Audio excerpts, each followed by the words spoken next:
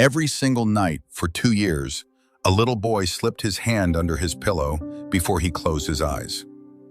Not to feel for a tooth fairy's coin, not to grab a favorite toy, he was reaching for his dad's old military cap.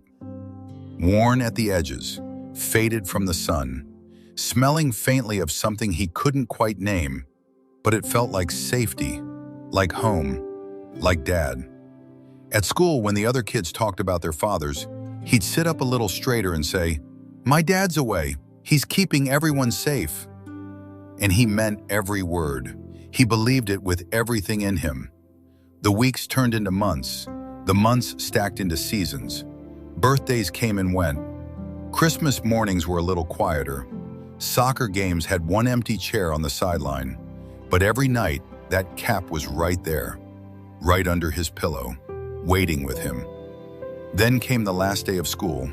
Report cards, popsicles on the lawn, the sweet, buzzing freedom of summer stretching out ahead. His mom picked him up with a smile he couldn't quite read. "We've got one more stop to make," she said, her voice careful, steady, like she was holding something fragile inside her chest. He shrugged and looked out the window, watched the neighborhoods blur past. Then the car slowed. He looked up. The airport. He furrowed his brow. "Mom, why are we at the airport?" She didn't answer. She just took his hand and walked him inside, through the sliding glass doors, past the crowds, to the arrivals gate.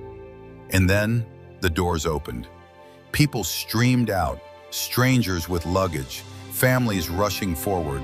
And then, there he was, a man in uniform, walking with that familiar stride, those familiar shoulders, that face. The boy's whole body went still, like time itself forgot how to move. And then something broke open inside him. He ran, faster than he ever had in his life, faster than any race on any playground. His little legs carrying every single day of waiting, every whispered prayer, every night with that cap pressed beneath his cheek. His dad saw him coming and dropped straight to his knees right there in the middle of the terminal, arms wide open. And when they collided, neither of them could breathe. The soldier wrapped his arms around his boy and held on like he was afraid the moment might dissolve. People around them stopped walking.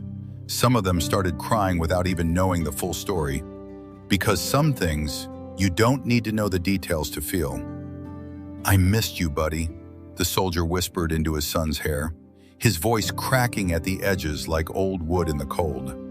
The boy pulled back just enough to look up at his father's face, to really see him, to make sure he was real. And then, with the most certain voice you've ever heard from someone so small, he said, "I knew you'd come home.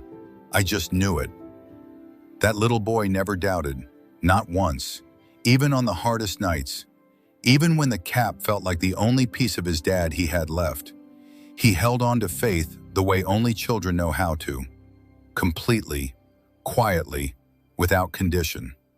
Some waits are worth every single second.